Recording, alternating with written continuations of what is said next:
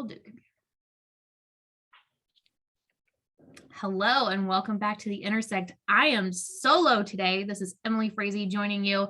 My partner, Mary, is on a much needed vacation. I'm super excited for her. I'm sure she'll be sharing a little bit about that on our Instagram if you're over there.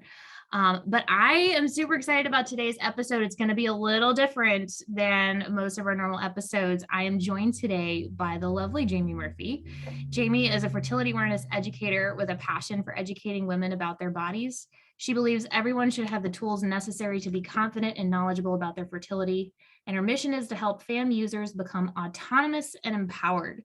Jamie is a full-time toddler mom, part-time SymptoPro educator, and in her leftover free time, you can find her reading and writing about menstrual activism and anthropology, which is what we're going to be doing today. So thank you for sharing your spare time with us, Jamie, and welcome. Thank you so much for having me. I'm excited to be here. Yeah, this is going to be a fun episode. So I shared a little bit of the context in the intro, so let's just go ahead and jump in. So we're going to be going through kind of different categories of how there's been a lot of stigmas around menstruation and just these basic female reproductive functions and systems and processes. We kind of got it broken down into three categories. So we're going to look at PMS, stigmas around menstruation in particular, and then product marketing, because yeah, a lot more fun than you might think. But let's just get started with PMS. And what we're going to do is we're going to read through some of the craziest excerpts that you've found in your books to illustrate kind of what we're trying to talk about. But PMS is one of those things that women just assume they have to have. It's a normal part of life, and that anything we think or do while we're PMSing just doesn't count because it was all like a hormonal rage. And, I'll admit I was in that boat for a long time. And it wasn't until I started getting really into fertility awareness that I realized dramatic mood swings or, even like having those types of mood swings at any time are actually not normal. That pain and tiredness and headaches are all signs that something is off in my body. And it was actually by tuning into my moods, particularly during my luteal phase with curiosity, that actually led to me getting diagnosed as having low functioning thyroid. So I was able to get on like some prescription supplements. And after a few months of my body adjusting, I noticed a dramatic difference in my mood and sleep patterns. So it actually really helped the PMS symptoms by like recognizing that as not normal. So we need to end this stigma around PMS that it's normal. It's common, but it's not normal. And we often get the two confused. So let's dive into some real gems that you found for us that show why the judgmental and dismissive approach is just so not helpful. Okay, awesome. So the first couple that I've found here are actually from a book called Is Menstruation Obsolete? This is by Elcimar M. Coutinho. He was a MD PhD responsible for the Brazilian research team that helped develop the Depo-Provera shot. So no ulterior motive whatsoever. None. There's no bias at all in sort of this writing. But yeah, I really like to pull up the first two citations here because, and I'll actually start with this one.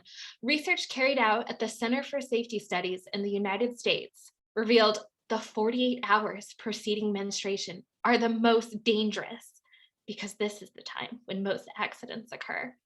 What would those accidents be? Well, it's just a reduction in mental alertness, difficulty in concentration, explain computer glitches, typing errors, filing mistakes, and coffee spills. Oh, truly some of the most dangerous times for society, as we know. What I find really interesting in the final part of this quote here, journalists, authors, and artists report inexplicable difficulties and lack of inspiration or writer's block during this period, end quote. Really briefly, I do want to touch on the fact that I have asked people all the time, like, what sort of the positives of their premenstrual phase are. And contrary to that quote, I find that the premenstrual phase is like a highly creative time for a lot of people. Mhm. And so, I really wanted to sort of discuss, and maybe we'll do this after the citations, Yeah. this idea of, is our body telling us something about the system in which we live, right? Like if we're writing copy, if we're writing like very mundane things, sure, maybe it's hard for us to focus at this time when we want to go within ourselves and be more creative. So I just thought that was kind of interesting, and clearly, he Yeah. has not lived through the premenstrual phase here. Yeah. Well, Um, what's interesting to me is like everything that he's describing. I'm like, if that is how you feel during that time, mhm, that's a huge signal from your body that something's going on that needs to mhm, be addressed. It's not like, oh, well, this is just what is. And so we just need to like quarantine you until you're past this 48-hour yeah, period. It's like, no, this is not how you should be feeling during that yeah, 48. I don't know like how he yeah. decided that was a 48-hour period, but whatever. I know. Like Yeah. all of this is suspect. But like as I read that, I'm just like, there's just so many things there that it's like if you have, yeah, if you feel that lack of inspiration, if you're having difficulty in concentration and alertness, and like Mhm. you're making these really simple mistakes because of that, that's not normal. Right. Like Right. tune in, like figure, there's something else Yeah. going on. So yeah, okay. So let's move on to the other one. And then we'll Yes, take this one is equally dramatic, actually, and I completely love false. I love the emphasis that you add with the I drama. know, I'm sorry. Fabulous. I'm just like, I No, remember it's perfect. I love it. I posted that on my Instagram and people are like, "What's dangerous about that? You spill a little bit of coffee?" Exactly. Ask my husband, I do that all the time. Okay, so this is just more discussing, how menstruation just completely, turns our life upside down in that premenstrual phase. So, for dancers and actresses in television or films, the mind and mood changes, inattentiveness, and difficulty in remembering lines and gestures can make performing or filming on those days impossible. Some of the most successful actresses have insisted on having clauses in their contracts releasing them from work during the premenstrual phase or during menstruation. Side note, great idea. Good for you. The loss or a reduction in the senses of taste or smell can be a problem for chefs. I'm going to skip just a little. The disastrous journey of the Russian astronaut Valentina Tereshkova ended abruptly in 1973 when she had to be brought back to Earth after only 3 days because she began to menstruate excessively and there were no apparent way to control or stop the flow. That is actually, and this is a reason I don't like include this in the show notes. It's just a lie. She actually was on, I think she was the first woman in space in 1963, not 1973. Oh, And actually, at the look at time, fact checker over there who wrote this yeah, book. I know, Russians actually required women, well, she's the first woman, she was required to be on birth control. She was not allowed to menstruate. Because if you Wow. remember Sally Ride, NASA asked her how many tampons she needed, and Yes, they I sent her to remember that space with, story. Yeah. Did you, it was yeah, that one of the ones that you posted in your story too? That it was Sally like Ride. that she had like what, like two tampons. They like gave her like I Oh, can't remember if they it gave was her like they gave her like 100 tampons. oh, that's right. Yeah. They like overstocked her. Like, is this gonna be enough? It's like, for Enough to like stop a your lifetime. excessive flow in space. Right. Yeah, it's that Yeah. that anti-gravity, man. It really, Oh really my just gosh. amps things up. Yeah, So it's like there's two things there is like either if she had excessive flow, like, okay, that's a problem. yeah, But also, what are they defining as excessive flow? And is it just the fact that she's bleeding? Because yes. that's normal. Is it actually excessive, or is it just that there's the existence of it? And like, please tell me why, we can't develop technology for astronauts to stop their flow in space. Like a You can tampon put her in works just space. fine. You can put her in space, but that menstruation thing is a little beyond Yeah. what, uh, astronauts can deal with. Yeah. So it's interesting to read this because you said this Mhm. book was written in the 2000s. Yeah, it was like right at the turn of the century, I think, 1999. Yeah, Oh, because bizarre. the case of this author, and I think I have one more quote by him. The case of this author is that menstruation is dangerous for us, right? Like, and it prevents women from doing the things that men do. I mean, essentially, is what all of Yeah. this boils down to.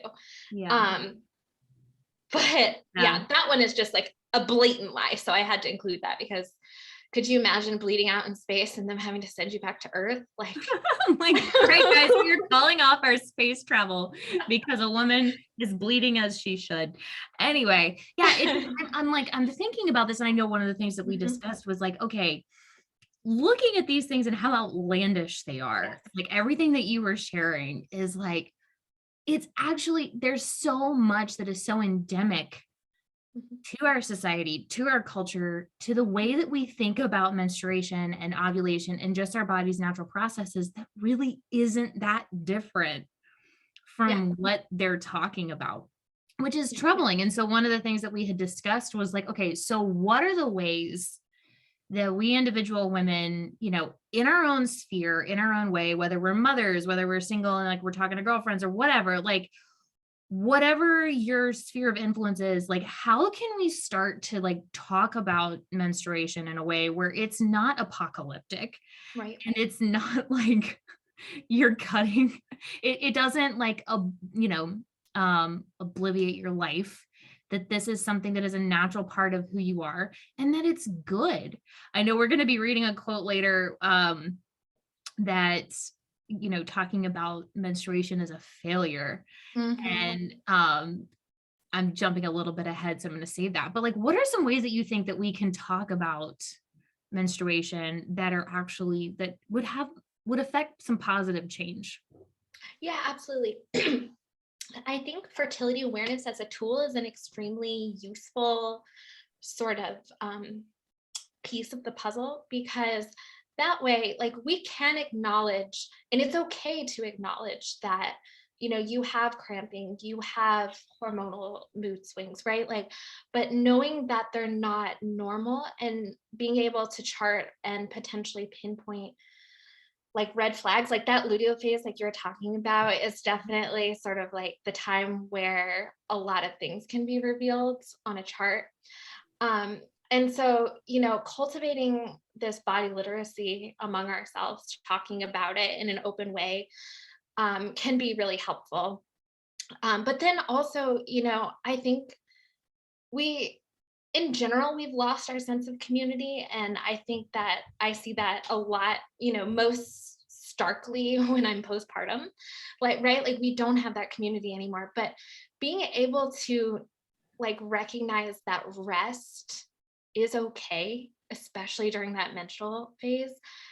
And just like being able to, ask for help from your girlfriends, especially if you're a mom, building sort of a supportive community around you can be really helpful to sort of almost reconstruct those red tents, right? Like, Yeah. I think there's a quote I have in there where, a woman's like, oh, red tent, yeah, gotta go. Like, yeah, it's okay to want that introspective, quiet time, or even just, fostering this sort of body literacy so that your spouse knows what's going on. And, my husband knows when I'm on my period that, like, maybe this is Ferris Bueller's Day Off. Like, I'm gonna, I like, love that movie.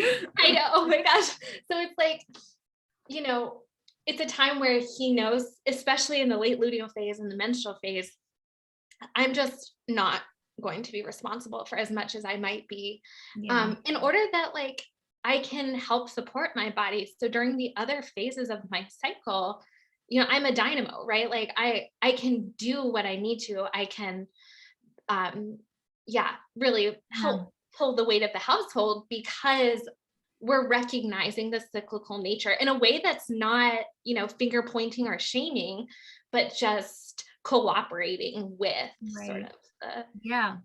yeah. Yeah, seeing it as an asset and actually using it as the guide to structure your life. Yeah. And speaking of spouses, I think that's a great segue into the next quote that you Oh my had, gosh. because Yeah.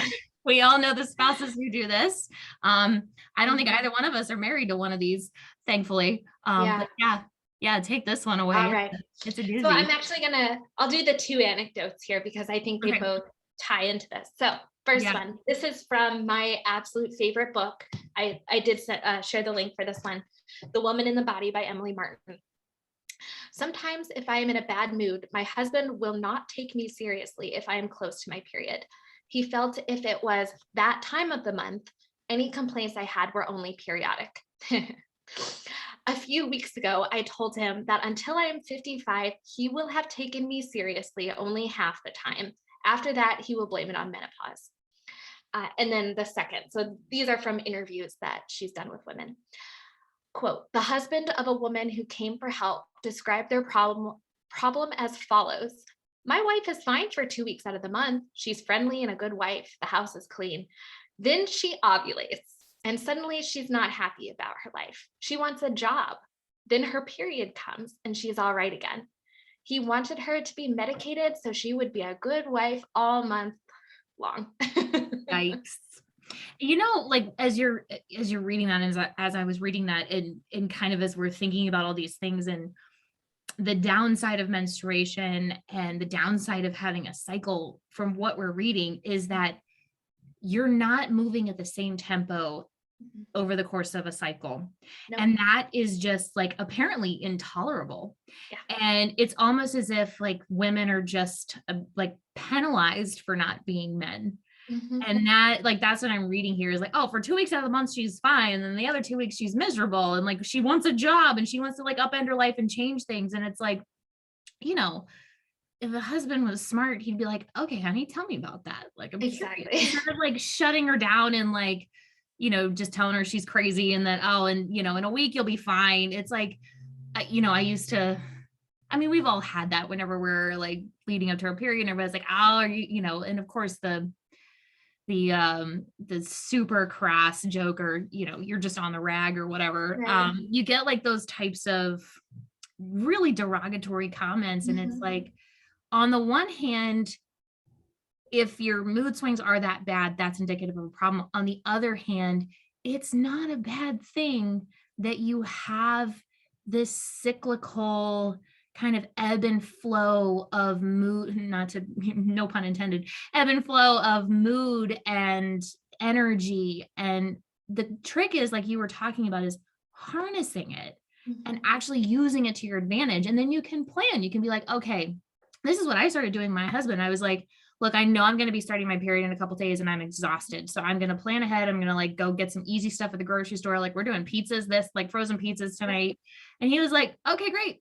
And it was like, so I wasn't stressed out and I wasn't like worried, and the calm of the house remained. And okay, yeah, we didn't have like pot roast for dinner, but who cares? Like, mom's happy. We're all happy. My husband always asks, can you get to this when you're not luteal anymore? Like, he's aware that I'm starting, like I'm becoming more low energy. I'm taking more baths. I'm going to bed as soon as the kid does. Yeah. And then, when he's like, can you get to this when you're follicular? Like, you're luteal right now. I'm like, yep, I'll do it. I love it. I wanted to mention, something reminded me, you'd ask, like, how do we change this culture? The number one thing I do is immediately correct a friend if she starts to apologize to me about becoming emotional because she's close to her period. I say, no. The rose-colored glasses are coming off now. Your progesterone is dropping. Your estrogen is low.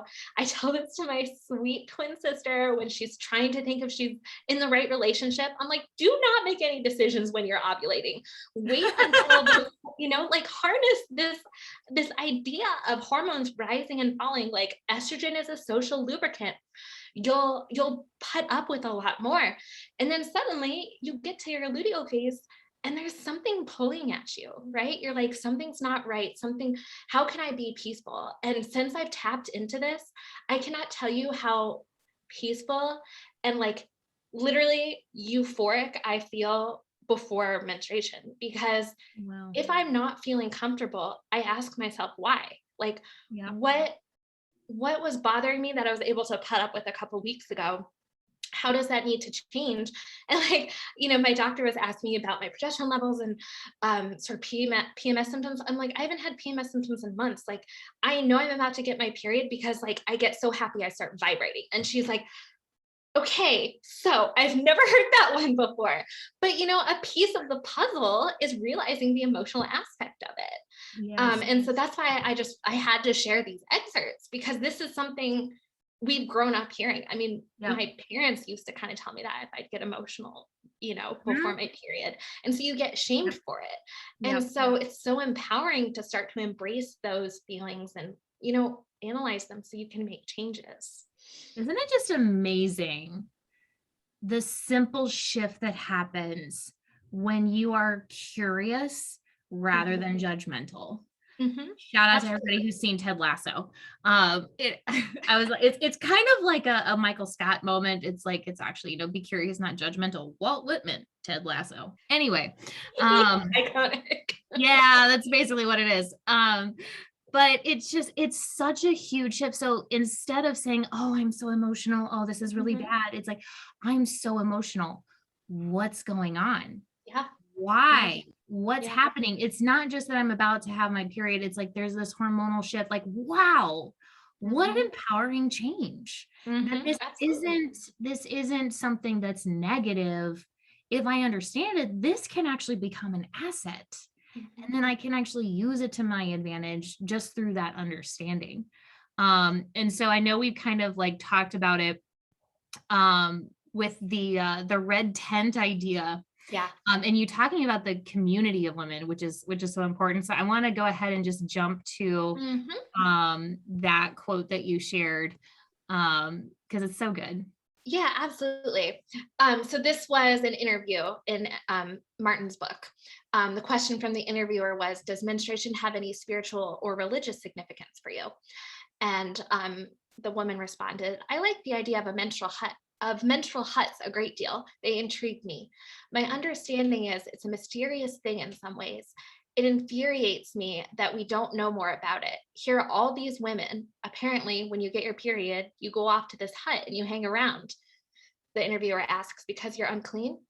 And she responds, "That's what I feel is probably bull. That's the masculine interpretation of what's going on, passed on generally by men to male anthropologists.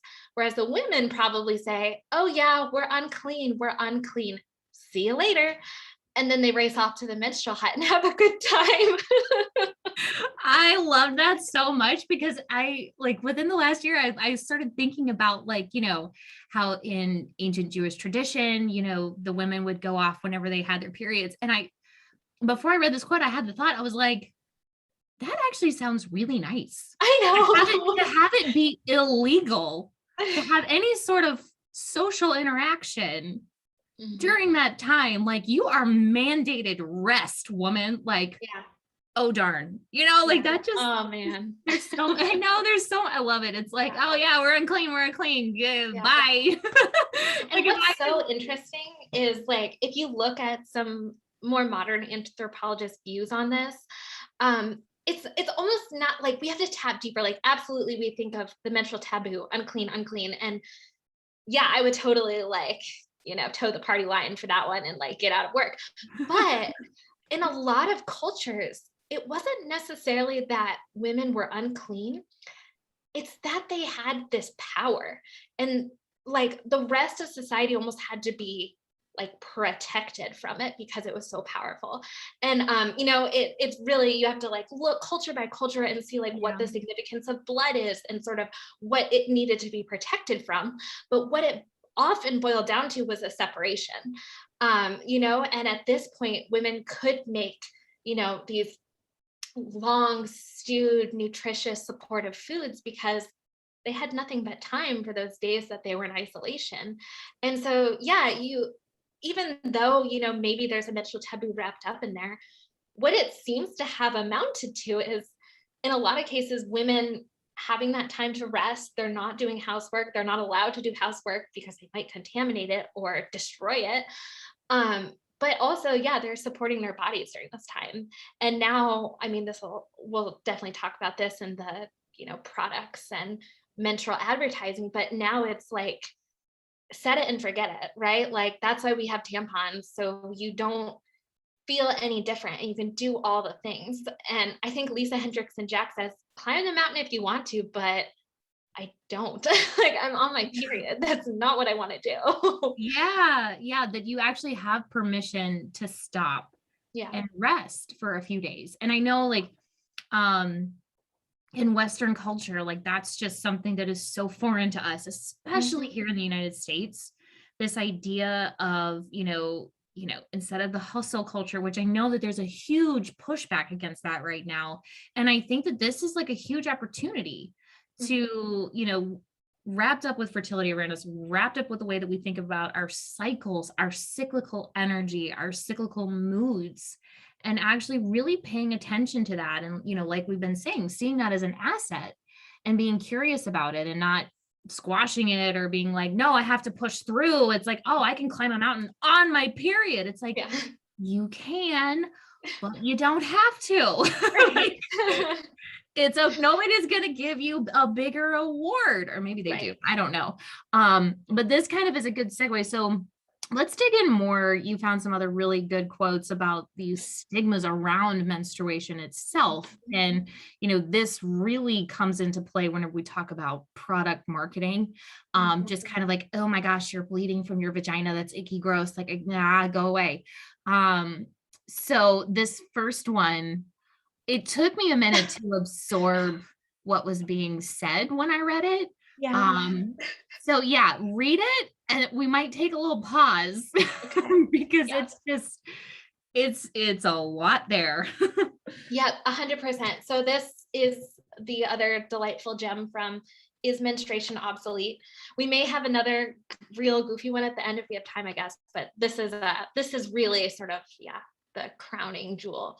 Yeah. Simply put, a human menstrual period is the result of failure to establish pregnancy during the preceding ovarian cycle. If a woman's ovary releases an egg that does not encounter a virile sperm or is fertilized but does not implant securely in the lining of her uterus, a menstruation results. This very early reproductive failure, which is the outcome of nearly 50% of all fertilizations, will appear to be an uneventful menstruation. Ovulation, preceded by the hormonally controlled transformations of the woman's body, did not evolve to be fruitless. When menstruation occurs, it means that the system failed. There's so many words and yet none of them are enough. I just, as you were reading, like I had read this and now like new things are coming out. He's like, Yeah. ovulation did not evolve to be fruitless. So does that mean that 12-year-old girls are supposed to get pregnant? I mean, just the Yeah. logic here Yeah. is so flawed. And it's Yeah. like, no, our fertility, yes, it is in very large part about making children, but that is not all of it. And to reduce an entire hormonal cycle that has such dramatic effects on our overall health and is affected by our overall health, to reduce it down to just, well, if you made a baby, it succeeded. If you didn't, it failed. Yeah. It just flabbergasting. It's just, Oh, yeah. it fails to recognize that, yes, pregnancy has been shown to be like extremely healing for the body because of progesterone. What do we do every single cycle? We produce progesterone. Mhm. So, we're not failing in producing a key hormone for our health. And in fact, ovulation is extremely beneficial regardless of if it results in a pregnancy. And reducing menstruation and sort of the cycle to this idea of failure just feeds into this idea already that menstruation is so unnecessary. I mean, it's something that this was written in 1999. I still see it in writings now, right? Like I just read this book and I haven't shared it on my Instagram because it's not even, I would never recommend it. It was written last November. There is an illustration of menstruation, so the endometrial tissue shedding from the uterus, and there's an unused egg flowing out with a sad face. That's not even biologically true. Like, that's not factual. If an egg isn't fertilized, it's going to degrade in the fallopian tube. You're not like shedding this poor, unfortunate egg who didn't get a chance to turn into a baby every menstrual cycle. Like, that image is so damaging. Yeah. And we, that doesn't even begin to touch on the conversation of people who feel a lot of pain every time they get their period because they're desperately trying to achieve a pregnancy. Like, you're just reinforcing the idea of failure. So it's hurtful for everybody. Yes. Oh my God. Yeah. Yes. 100%. There's so many implications here. And, I'm thinking about like a lot of the conversations that I get embroiled in with the people who are like, no, procreation is the primary purpose of sex and marriage. And I'm like, it's not, but like, you see that type of stuff like playing up in here. And, just this, whenever we reduce a woman's fertility to making babies or not making babies, whether we're talking about birth control or using fertility awareness, a lot of women who you'll talk to them about fertility awareness, they're like, well, I'm not trying to have a baby right now, so I don't even know about my fertility. It's like, oh my gosh, we have so much work to do, because there's such a lack. And this is exactly, I see what this quote points out, so endemic to the way that we think about women's fertility, is that it is just this thing reserved for making babies. I don't have to worry about it until I want to have a kid. And it's like, no, there's so much information to unlock here that you can benefit from as soon as you start your periods as a teenager or a preteen, right? Whenever you do. And that just to see it reduced in such, and of course, the virile sperm. It's like, I know. Can I share this go for it. The flip side of the coin here? So this book is something called Childbirth Changes the World or something. It's so this is an excerpt. I can get you the book as well. Written by a Japanese obstetrician in 2008. Male Japanese obstetrician. Okay. That's a very important point here. Absolutely. Because of this first sentence. A man can always be replaced. Just as there are always spare men, there are always spare sperm. Because most of his sperm are discarded, a man must generate trillions of them. But a woman is irreplaceable. Every woman is the real thing because she is responsible for our existence. A woman produces only 400 viable eggs during her lifetime. Each egg holds the possibility of a precious future. Life is born from a woman, nurtured and inherited by the next generation for the sake of the whole human species. There are no spare women.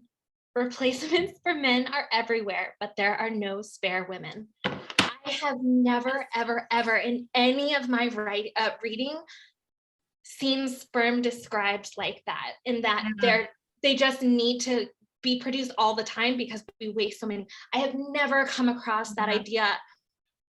Like, I have goosebumps. When I read that, I'm like, this is the first time in any description of reproduction I have ever come across the idea that sperm are wasted and not eggs. Yeah. When you think about it, when you like, as you're talking now, this is the first time I thought about this. Like, when you think about how many times you've had sex versus how many times you've gotten pregnant. Yeah. It's like, there's a big difference between those numbers. It's interesting because now it's kind of opening the door to the question of like, are sperm, like wasted?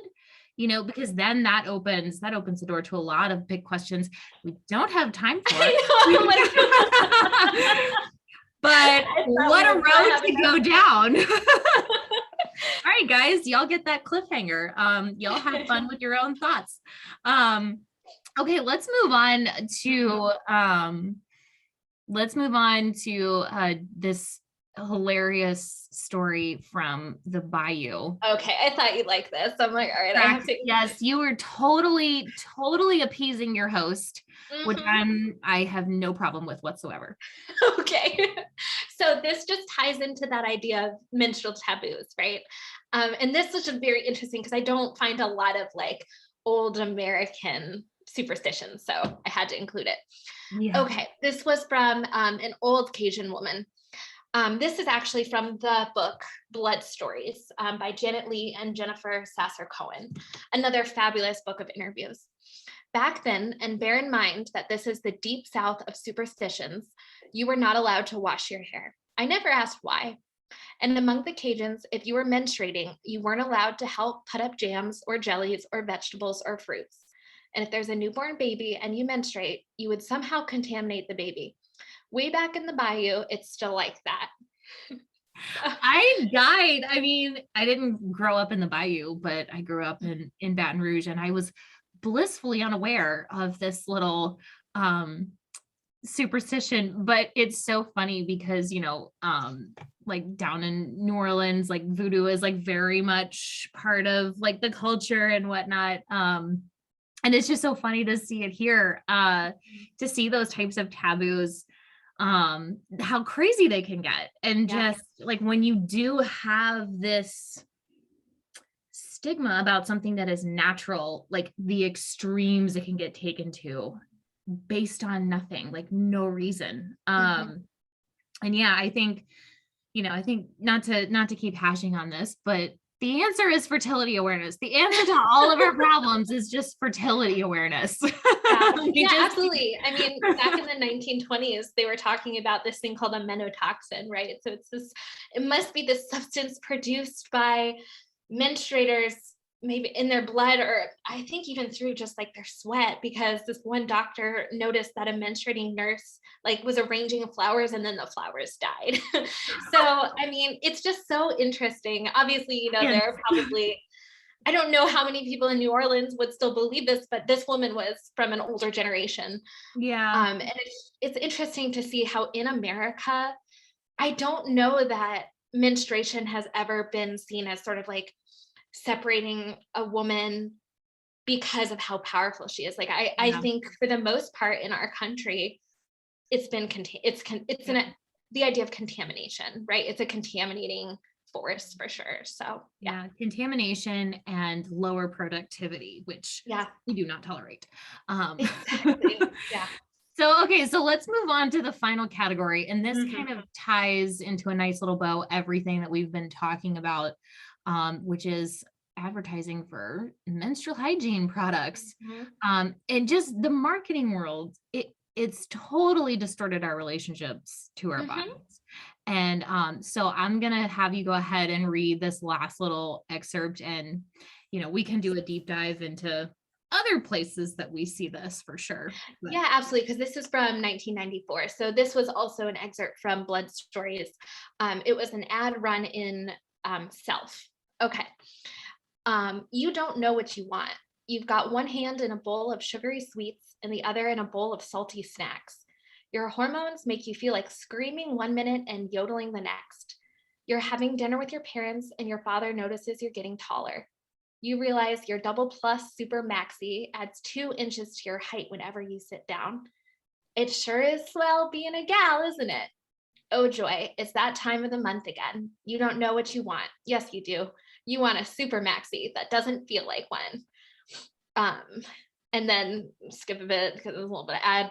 New freedom, as good as it gets until it's gone. It's just boggling that the ad is saying you can't make up your mind about what you want to eat. Yep. Your moods are flinging one way to the next. You're bleeding super heavy. Yep. Solve your problem with this pad. Yeah. Yeah. I mean, okay, brilliant move on the marketer's part, but how distorting to tell a woman if you just get the right menstrual product, your life is going to be great.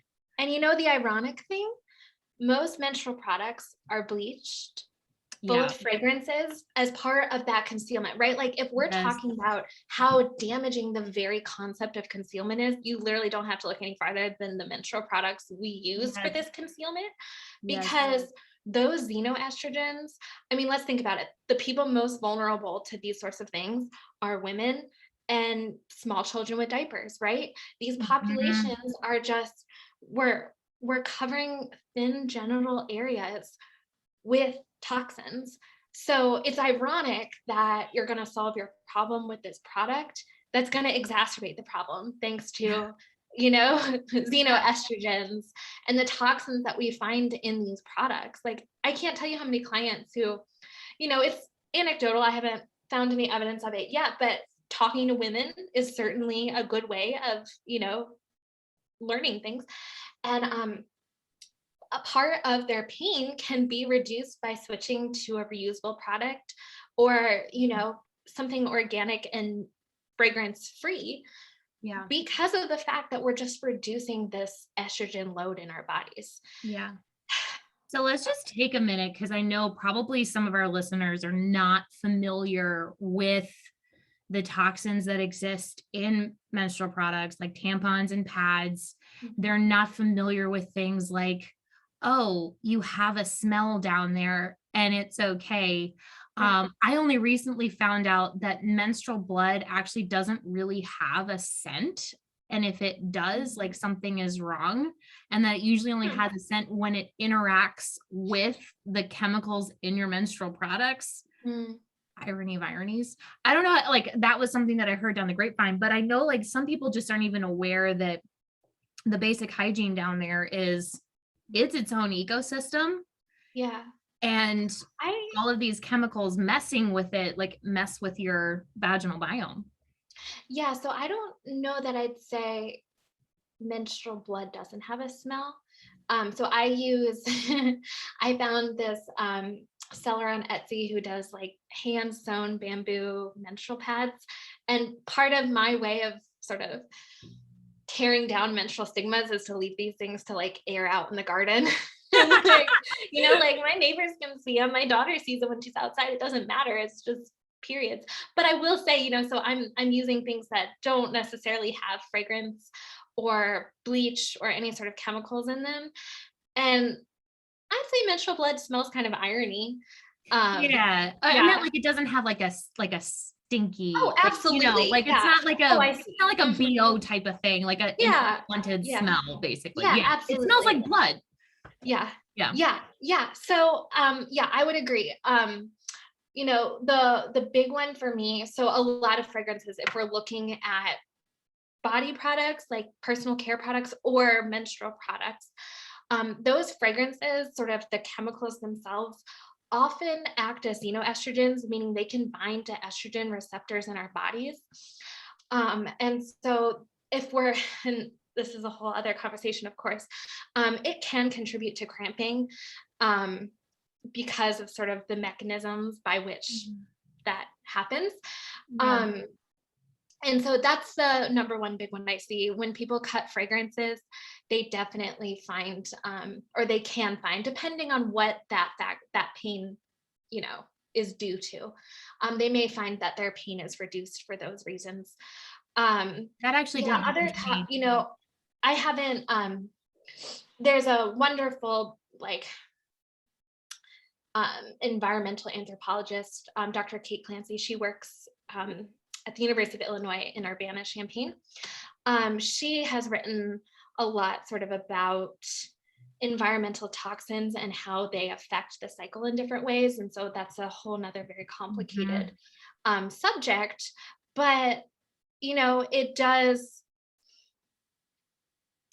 it does make you wonder, how sort of targeted women are in the Yeah. way that if we're looking at this whole conversation and menstrual stigma and you have to hide that because it's dirty or contaminating and how companies can capitalize on that, Mhm. um, how much of a disservice that does to us, not only emotionally but physically, because Yeah. of the things that we find in these products. Yeah. So Yeah. And yeah. it's, I started using, and then there's the flip side is that, if you do switch to reusable products to be very attuned to the way that your body responds to them. Like Right. I switched to menstrual cups and I just had the hardest time like getting them out. Like Yes. my pelvic floor was just like, I hate you Yeah. every single time. And I wasn't tuned into that because I was like, oh, this is like good for my body. I'm not putting toxins in, but it's like, there's a whole other problem happening that I shouldn't be ignoring. And so if you do switch to using reusable products, to just be aware of how your body is responding to it and to be curious about that and don't dismiss it. Yeah. Whatever, if you do want to make a switch to reusable products, I know that they make period underwear and reusable pads like you use, menstrual cups, menstrual discs, and they do make, natural like cotton tampons and pads if you're not like wanting to make the reusable switch. So yeah, like there's options, and it's just, I think we just got to make a buzz about it. And like supply demand, like if we're gonna we live in a capitalist system, like let's abuse it. Absolutely. And we're gonna have to rage against this machine. At least the machine can be pumping out the things that we want. There we go. So this has been awesome. This is great. I think this is such an important conversation, to just open up and start to give people a lot to chew on, which I know we gave you guys a nice little cliffhanger there in the middle. So have fun with that. And also don't forget to breathe and release your pelvic floor after listening to some of these really stressful things. Relax. Yes. Be curious. And then, you can change the conversations too. So Jamie, just to wrap this up, we asked all of our guests this one question that is just basically unanswerable, but you have to answer it. Give us your elevator pitch for fertility awareness. All right. Okay. So the elevator door clicks shut and I'm like, hey, have you ever thought about the mucus that appears in your underwear all the time and you think there's something wrong with you? That's actually a really good segue because most women think that it's bad. Absolutely. That's the big light bulb moment for a lot of people when I'm describing fertile signs. But, what if there was a way to determine the potential fertile days that you had, to identify potential hormonal issues without testing on your own, so you have that data to bring to a physician? What if you could begin to understand your moods and why you need certain things and not feel guilty about cravings or feelings that you're having? And what if, there was a minor upfront cost to learn it, but then you had these skills for the rest of your life? What would that be worth to you? That's fertility awareness. Yeah. Yes. That's a good elevator pitch. I love it. That you've got all the information at your fingertips. It's just the most magical tool to have. Literally your fingertips if you're checking mucus. Exactly. All right. Well, Jamie, thank you so much for joining me today. And thank you to our audience for joining as well. I'm Emily Frazee. This was The Intersect. Thank you so much for joining us. Check our show notes for the books that Jamie mentioned, and like and subscribe, leave us some feedback, and thanks so much for joining us today.